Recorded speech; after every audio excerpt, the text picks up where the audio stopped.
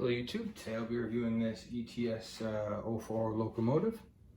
There are no real reviews of these ETS locomotives, so I felt like I needed to make one to help inform other people thinking of buying these locomotives, as they are quite expensive and are a very niche company in an already niche marketplace. So today we're going to take a look at this beautiful little red engine we have here. Alright, let's get started. Alright, so we're going to start off with the front of the locomotive here.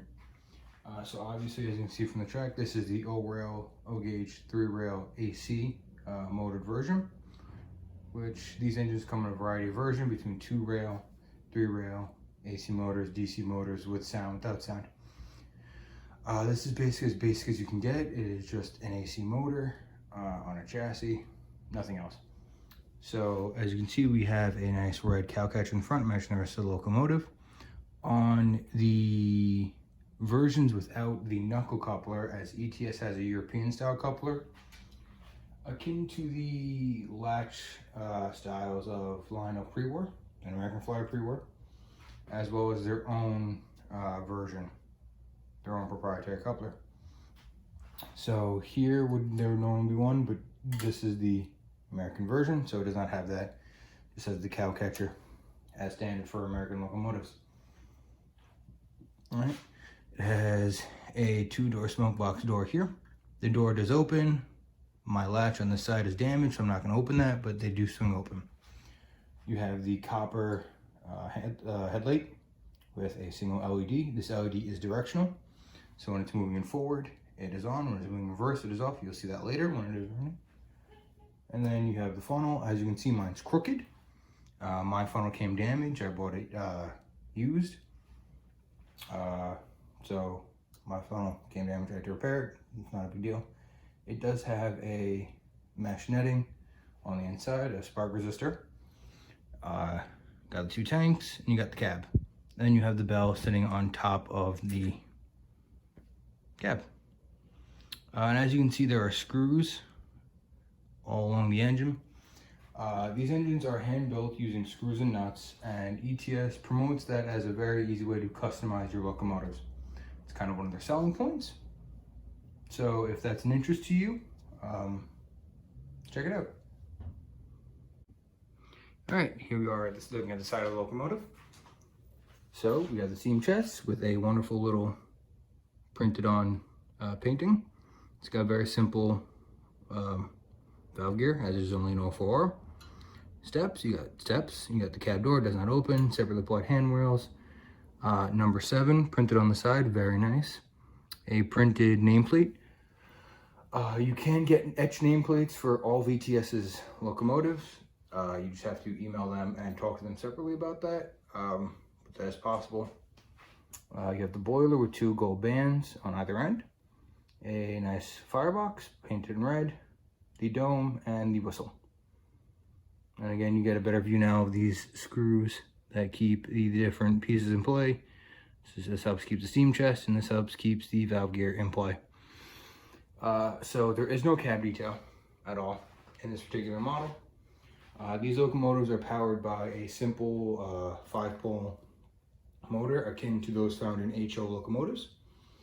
It is in here. It is sitting right up here in the front of the locomotive, in front of the cab. And then here is a weight, and also where you can put the speaker if you want to put an sound system in these engines. ETS sells their proprietary sound system, and you can purchase it. And they're very easy to install if you wish. You can also buy them. You can buy the engines with the sound system already pre-installed, and some of them do come with the DCC control system.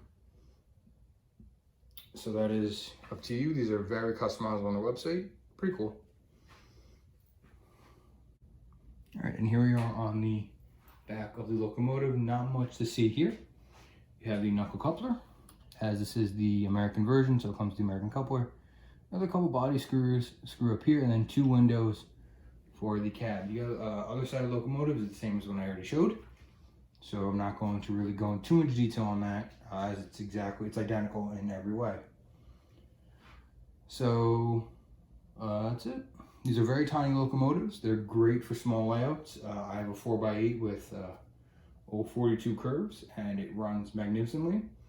Again, be aware these engines only come with 5-pole motors, so you can't put too much of a weight on, otherwise you will kill the motors very quickly.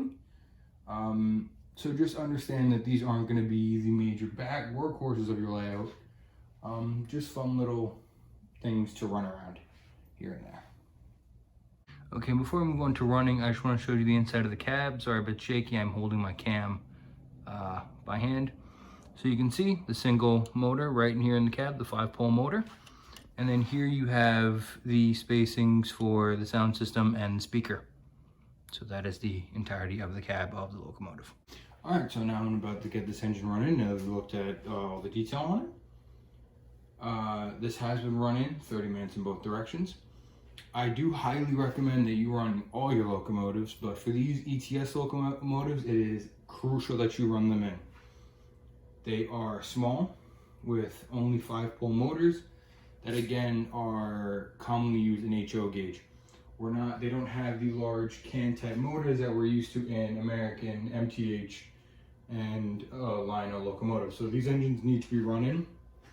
I noticed a massive difference after I ran this one in. At first it was juddery and was not a fan of my track work, but after running in, it runs pretty good. It runs pretty well now. So again, this only has forward and reverse. There is no neutral in it. So it's just gonna go one direction and then you turn off power and it's gonna go the other direction.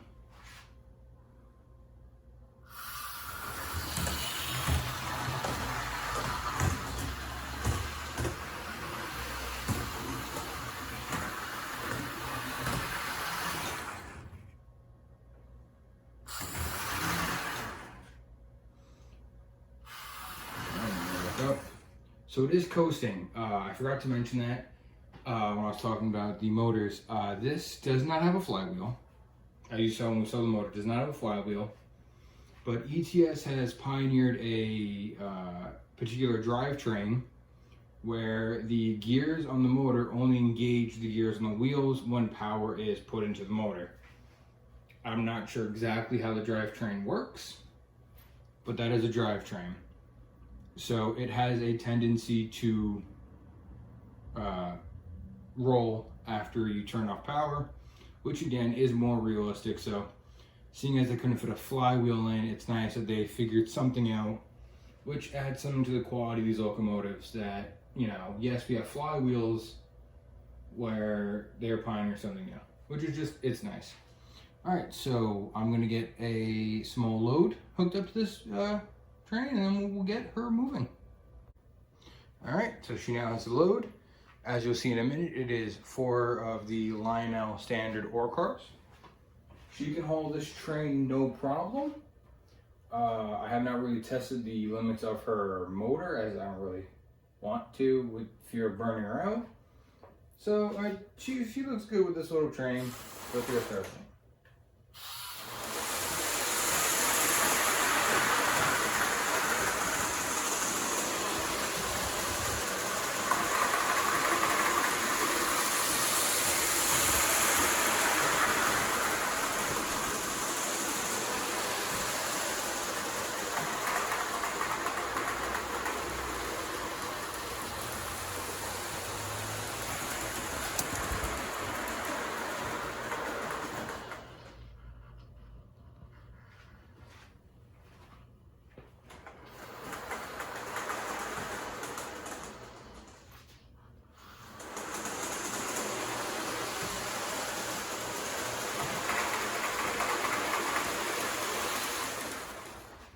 So these engines aren't perfect, and what you just saw was an excellent example of that.